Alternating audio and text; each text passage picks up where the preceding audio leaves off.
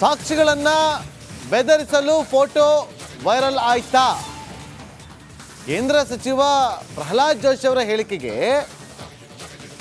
Home minister ಈಗ ಗರಂ ಆಗಿದ್ದಾರೆ. ನಾವ್ಯಾಕೆ ಆ ಫೋಟೋ ವೈರಲ್ ಮಾಡ್ತೀವಿ, ಅದರ ಅಗತ್ಯ ನಮಗೆ ಇಲ್ಲ ಅಂತ ಪರಮೇಶ್ವರ್ ಅವರು ಪಂಚ್ ಕೊಟ್ಟಿದ್ದಾರೆ. ಯಾರಿಗೆ ಶಿಕ್ಷೆ ಆಗಬೇಕು, ಯಾರಿಗೆ ನ್ಯಾಯ ಸಿಗಬೇಕು ಆಗುತ್ತೆ. ಬೆಂಗಳೂರಿನಲ್ಲಿ ಗೃಹ ಸಚಿವ ಡಾಕ್ಟರ್ ಜಿ ಪರಮೇಶ್ವರ್ ಅವರು ಹೇಳಿಕೆಯನ್ನು ಕೊಟ್ಟಿದ್ದಾರೆ.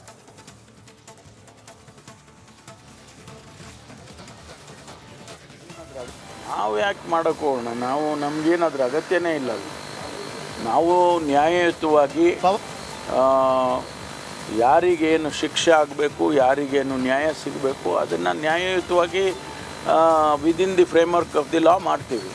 ನಾವು ಪೊಲಿಟಿಕಲ್ ಅಡ್ವಾಂಟೇಜ್ ತೊಗೊಳ್ಳೋವಂಥ ಅಗತ್ಯ ಇದರಲ್ಲಿಲ್ಲ. ನಾವು ಯಾಕೆ ಮಾಡೋಕ್ಕೆ ಹೋಗೋಣ, ನಮಗೇನಾದ್ರ ಅಗತ್ಯನೇ ಇಲ್ಲ. ನಾವು ನ್ಯಾಯಯುತವಾಗಿ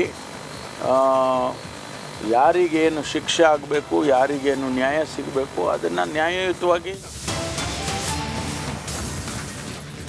ಸೆಂಟ್ರಲ್ ಜೈಲಿನಲ್ಲಿ ಪ್ರಜ್ವಲ್ ರೇವಣ್ಣಗೂ ಕೂಡ ರಾಯಲ್ ಟ್ರೀಟ್ಮೆಂಟ್ ಸಿಗ್ತಾ ಇದೆಯಾ, ಎಲ್ಲ ವ್ಯವಸ್ಥೆ ಇದೆಯಾ, ಅದನ್ನು ಕೂಡ ಪರಿಶೀಲನೆ ಮಾಡ್ತೀವಿ ಅಂತ ಹೇಳಿದ್ದಾರೆ ಗೃಹ ಸಚಿವ ಡಾಕ್ಟರ್ ಜಿ ಪರಮೇಶ್ವರ್ ಅವರು. IPS ಅಧಿಕಾರಿಯ ಸಮಿತಿ ಮಾಡಿ ವರದಿಯನ್ನು ತೆಗೆದುಕೊಳ್ಳುತ್ತೀವಿ, ಯಾರಿಗೆಲ್ಲ ರಾಯಲ್ ಟ್ರೀಟ್ಮೆಂಟ್ ಸಿಗ್ತಾ ಇದೆ. ಹಿಂಡಲ್ಗಾದಲ್ಲೂ ಕೂಡ ಕೆಲವೊಂದು ಲೋಪ ಇತ್ತು, ಹಾಗಾಗಿ ಅದನ್ನು ಕೂಡ ಪರಿಶೀಲನೆ ಮಾಡ್ತೀವಿ ಅಂತ ಓವರಾಲ್ ಆಗಿ ಮಾತಾಡಿದ್ದಾರೆ ಪರಮೇಶ್ವರ್ ಅವರು. ಒಂದಲ್ಲ ಎರಡಲ್ಲ, ಪ್ರಜ್ವಲ್ ರೇವಣ್ಣ ವಿಚಾರವಾಗಿ, IPS ತನಿಖೆ ವರದಿ ವಿಚಾರವಾಗಿ, ಹಿಂಡಲಗ ಜೈಲಿನ ವಿಚಾರವಾಗಿ ಕೂಡ ಮಾತಾಡಿದ್ದಾರೆ. ಅಲ್ಲೂ ಕೂಡ ಲೋಪ ಇದೆ ಅಂತ ಹೇಳಿದ್ದಾರೆ. ಕೇಳಿ. ಮಾತಾಡಲ್ಲ, ಪ್ರಜ್ವಲ್ ರೇವಣ್ಣ ಅವರು ಕೂಡ ಬರ್ಡೇಗೆ ವಿಡಿಯೋ ಕಾಲ್ ಮೂಲಕ ಮಾತಾಡ್ತಿದ್ದು ಆ ರೀತಿಯ ಚರ್ಚೆಗಳಿದೆ. ಬೇರೆಯವ್ರಿಗೂ ಕೂಡ ರಾಯಲ್ ಟ್ರೀಟ್ಮೆಂಟ್ ಕೊಟ್ಟಾಗ್ತಾ ಇದೆ ಅಂತ ಈ ಬಗ್ಗೆ ಇಲ್ಲ. ಅದನ್ನೆಲ್ಲ ಈಗ ನಾವು ಈ ಘಟನೆ ನಡೆದ ಮೇಲೆ ಇಡೀ ಅಲ್ಲಿ ಏನು ಪ್ರಿಸನ್ನಲ್ಲಿ ಏನೆಲ್ಲ ನಡೀತಾ ಇದೆ, ದರ್ಶನ್ ಅವರು ವಿಚಾರ ಒಂದೇ ಅಲ್ಲ, ಬೇರೆ ಎಲ್ಲ ವ್ಯವಸ್ಥೆಯನ್ನು ಕೂಡ ರಿವ್ಯೂ ಮಾಡ್ತೇವೆ. ಅದಕ್ಕೆ ನಾನೀಗೊಂದು IPS ಆಫೀಸರ್ಸ್ನ ನೇಮಕ ಮಾಡಿ ಆ ಸಮಿತಿ ಮಾಡೋ ರೀತಿಯಲ್ಲಿ ಅವರಿಗೆ ಎಂಟೈರ್ ಪ್ರಿಸನ್ ಇದನ್ನು ಕೂಡ ಅದನ್ನು ರಿವ್ಯೂ ಮಾಡಿ ಮತ್ತು ಬೇರೆ ಬೇರೆ ಪ್ರಿಸನ್ಸಲ್ಲಿ ಕೂಡ ಏನು ನಡೀತಾ ಇದೆ ಅದನ್ನು ಕೂಡ ವರದಿ ತರಿಸ್ಕೊಳ್ತಾ ಇದ್ದೀನಿ. ಅದನ್ನು ಯಾಕೆಂದರೆ ಬೇರೆ ಈಗ ಇಂಡಲ್ಗ ಬೆಳಗಾಂನಲ್ಲಿ ಅಲ್ಲಿ ಕೂಡ ಕೆಲವು ಲ್ಯಾಪ್ಸಸ್ಸು ಕಂಡು ಬಂದಿತ್ತು. ನಾನೇ ಖುದ್ದಾಗಿ ಭೇಟಿ ಮಾಡಿದ್ದಾಗ ಆಗಲೂ ಕೂಡ ಅಧಿಕಾರಿಗಳ ಮೇಲೆ ಕ್ರಮ ತಗೊಂಡಿದ್ದು. ಮತ್ತು ಬೇರೆ ಬೇರೆ ಶಿವಮೊಗ್ಗದಲ್ಲಿರ್ಬೋದು, ಬಳ್ಳಾರಿಯಲ್ಲಿರ್ಬೋದು, ಅಥವಾ ಬೇರೆ ಪ್ರಿಸನ್ಸಲ್ಲಿ ಯಾವುದರಲ್ಲೇ ಇದ್ದರೆ ಮಂಗಳೂರಿನಲ್ಲಿರ್ಬೋದು, ಅದೆಲ್ಲವನ್ನು ಕೂಡ ನಾವು ಈಗ ರಿವ್ಯೂ ಮಾಡ್ತೀವಿ.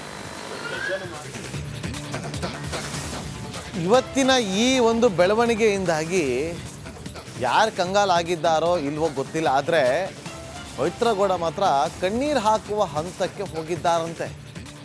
ಎಲ್ಲಿ ದರ್ಶನ್ ಬೇರೆ ಜೈಲಿಗೆ ಶಿಫ್ಟ್ ಮಾಡಿಬಿಟ್ರೆ ಭೇಟಿ ಮಾಡೋದಕ್ಕಾಗೋದಿಲ್ವೋ ಅನ್ನುವ ಆತಂಕದಲ್ಲಿದ್ದಾರಂತೆ. ರೌಡಿ ಗ್ಯಾಂಗನ್ನು ಬೇರೆ ಜೈಲಿಗೆ ಶಿಫ್ಟ್ ಮಾಡಿದ್ರೆ ಹೇಗಪ್ಪ ಮೀಟ್ ಮಾಡೋದು ಅಂತ ಮಹಿಳಾ ಬ್ಯಾರೆಕ್ನಲ್ಲಿ ಪವಿತ್ರಗೌಡ ಕಣ್ಣೀರು ಹಾಕಿದ್ದಾರಂತೆ. ಕದ್ದು ಮುಚ್ಚಿ ಮೀಟ್ ಮಾಡ್ತಾ ಇದ್ರ, ಇದರ ಬಗ್ಗೆ ಕೂಡ ತನಿಖೆ ಆಗಲಿ, ತನಿಖೆ ಆಗುತ್ತಾ ಅನ್ನೋದೇ ಪ್ರಶ್ನೆ. ತನಿಖೆ ಆದರೆ ಖಂಡಿತವಾಗ್ಲೂ ಕೂಡ ಇದೆಲ್ಲವೂ ಕೂಡ ಹೊರಗಡೆ ಬರುತ್ತೆ, ಅಥವಾ ಇದಕ್ಕೂ ಕೂಡ ಯಾರಾದರೂ ಪ್ರಭಾವವನ್ನು ಬೀರಿ ಅವೆಲ್ಲ ರಿಪೋರ್ಟ್ನಲ್ಲಿ ಮರೆಮಾಚ್ತಾರಾ, ಕಾದು ನೋಡಬೇಕಾಗತ್ತೆ.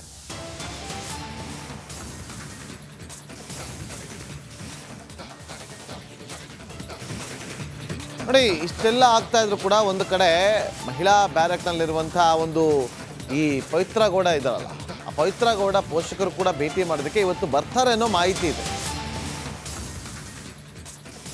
ಪೋಷಕರು ಜೈಲ್ಗೆ ಬಂದಿದ್ದಾರೆ ಪವಿತ್ರಗೌಡನ ನೋಡೋದಕ್ಕೆ.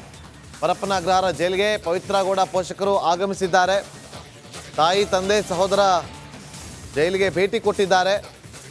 ಆತಂಕ ಇದೆ, ಆತಂಕದ ನಡುವೆಯೂ ಕೂಡ ಪವಿತ್ರ ಪೋಷಕರು ಜೈಲಿನಂತ ಆಗಮಿಸಿದ್ದಾರೆ.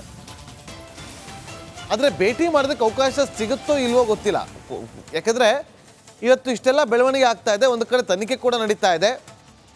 ಈ ರೀತಿಯಾಗಿ ತನಿಖೆ ನಡೆಯುವಂಥ ಸಂದರ್ಭದಲ್ಲಿ ಯಾಕಂದರೆ ಮಹಿಳಾ ಬ್ಯಾರಕ್ನಲ್ಲಿರುವಂಥ ಹಿನ್ನೆಲೆಯಲ್ಲಿ ಆ ಕಡೆಗೆ ಬಿಡ್ತಾರೋ ಇಲ್ಲೋ ಕಾದು ನೋಡಬೇಕು. ನೋಡಿ, ಈಗ ಒಳಗಡೆ ಹೋಗ್ತಿದ್ದಾರೆ ವೀಕ್ಷಕರು. ನೋಡಿ, ಇಷ್ಟು ದಿನ ಆ ಬ್ಯಾರಿಕೇಡ್ಗಳನ್ನು ಹಾಕಿದ್ರಲ್ಲ, ಅಲ್ಲಿಂದ ಮುಂದಕ್ಕೆ ಗಾಡಿಗಳನ್ನು ಕೂಡ ಬಿಡ್ತಾ ಇದ್ರು. ದರ್ಶನ್ ನೋಡೋದಕ್ಕೆ ಯಾರೇ ಬಂದರೂ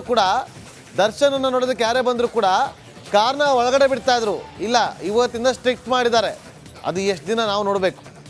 ನೋಡಿ, ಕಾರ್ನ ಅಲ್ಲೇ ನಿಲ್ಲಿಸಿ ಇಲ್ಲಿಂದ ನಡ್ಕೊಂಡೇ ಹೋಗಬೇಕು, ಅಲ್ಲಿವರೆಗೂ ನಡ್ಕೊಂಡು ಹೋಗ್ಬೇಕು. ಅಂದರೆ ಇವರು ಯಾರೇ ಒಬ್ಬರು ಸಾಮಾನ್ಯ ಕೈದಿಗಳನ್ನು ನೋಡೋದಕ್ಕೆ ಅವರ ಕುಟುಂಬಸ್ಥರು ಹೋದಾಗ ಅಲ್ಲಿ ಪರಪ್ಪನಗರ ಪೊಲೀಸ್ ಸ್ಟೇಷನ್ ಇದೆ. ಆ ಸ್ಟೇಷನ್ ಪಕ್ಕದಲ್ಲಿ ಹೋಗಿ ಅವರು ಚೀಟಿ ತೊಗೊಬೇಕು. ಚೀಟಿ ತೊಗೊಂಡು ಅವ್ರ ನಂಬರ್ ಬಂದಾಗ ಹೋಗಿ ಅವ್ರು ಏನೇನು ತೊಗೊಂಬಂದ್ರೆ, ಯಾರನ್ನ ಮೀಟ್ ಮಾಡೋಕೆ ಹೋಗ್ತಾರೆ, ಅವ್ರ ನಂಬರ್ ಏನು ಎಲ್ಲವನ್ನ ಕೂಡ ಕೊಟ್ಟು ಒಳಗಡೆ ಹೋಗಬೇಕಿತ್ತು. ಇವರು ಅದೇ ರೀತಿಯಾಗಿ ಹೋಗ್ತಾರಾ? ಅವರ ರಿಜಿಸ್ಟ್ರಲ್ಲಿ ಎಂಟ್ರಿ ಆಗುತ್ತಾ ಯಾರೆಲ್ಲ ಬಂದಿದ್ರು ವೆಯ್ಟ್ ಮಾಡೋದಕ್ಕೆ? ಮತ್ತಷ್ಟು ಮಾಹಿತಿಯನ್ನು ಕೊಡೋದಕ್ಕೆ ನಮ್ಮ ಆನೇಕಲ್ ಪ್ರತಿನಿಧಿ ನವೀನ್ ಈಗ ಲೈವ್ನಲ್ಲಿ ಜಾಯ್ನ್ ಆಗಿದ್ದಾರೆ. ನವೀನ್, ಈಗ ಭೇಟಿ ಮಾಡೋದಕ್ಕೆ ಬಂದಿದ್ದಾರೆ. ಭೇಟಿ ಮಾಡೋದಕ್ಕೆ ಅವಕಾಶ ಸಿಗುತ್ತಾ ಇಲ್ವಾ?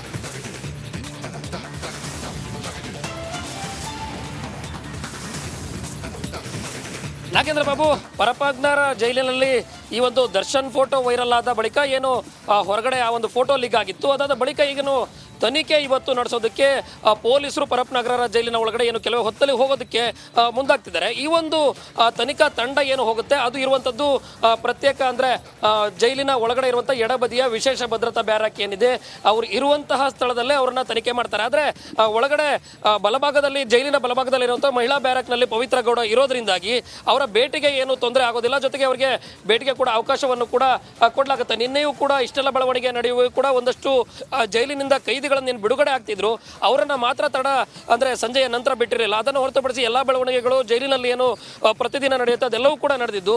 ಅದೇ ರೀತಿ ಈಗ ಪವಿತ್ರ ಗೌಡ ತಂದೆ ತಾಯಿ ಏನು ಬಂದಿದ್ರು, ಜೊತೆಗೆ ಸಹೋದರ ಬಸವರಾಜು ಈ ಹಿಂದೆ ಏನು ಸಾಮಾಜಿಕ ಜಾಲತಾಣದಲ್ಲಿ ಒಂದಷ್ಟು ಟ್ರೋಲ್ಗೆ ಒಳಗಾಗಿದ್ದ, ಅವರೆಲ್ಲರೂ ಕೂಡ ಪವಿತ್ರ ಗೌಡನ ಈಗ ಭೇಟಿ ಆಗೋದಕ್ಕೆ ಒಳಗಡೆ ಹೋಗಿದ್ರು. 99% ಭಾಗ ಅವರ ಭೇಟಿಗೆ ಅವಕಾಶ ಸಿಕ್ಕೇ ಸಿಗುತ್ತೆ ಅನ್ನೋ ಮಾತು ಕೂಡ ಜೈಲಿನ ಮೂಲಗಳು ರಿಪಬ್ಲಿಕ್ ಗೌಡಕ್ಕೆ ಒಂದಷ್ಟು ಹೇಳಿರುವಂಥದ್ದು. ಇದರ ಜೊತೆಗೆ ಪವಿತ್ರ ಗೌಡ ಇರುವಂತಹ ಬ್ಯಾರಕ್ ಏನಿದೆ ಅಲ್ಲಿಯೂ ಕೂಡ ಒಂದಷ್ಟು ಆತಂಕ ಈಗ ಪವಿತ್ರ ಗೌಡಗೆ ಶುರುವಾಗಿರುವಂಥದ್ದು. ಅದೇನಂತ ಹೇಳಿದ್ರೆ, ದರ್ಶನ್ ಒಂದು ವೇಳೆ ಈ ಒಂದು ಪ್ರಕರಣದಲ್ಲಿ ಏನು ಹಿಂಡಲ್ಗ ಜೈಲಿಗೆ ಶಿಫ್ಟ್ ಆಗಿದ್ದೆ ಆದರೆ ಮುಂದೆ ಇಲ್ಲಿ ನನ್ನ ಕಥೆ ಏನು ಅನ್ನೋದು. ಯಾಕಂತ ಹೇಳಿದ್ರೆ ಪವಿತ್ರ ಗೌಡ ಪ್ರತಿ ಸೋಮವಾರ ಅವರ ತಂದೆ ತಾಯಿ ಮತ್ತು ಸಹೋದರ ಜೈಲಿಗೆ ಬಂದು ಭೇಟಿ ಆಗ್ತಾ ಇದ್ರು.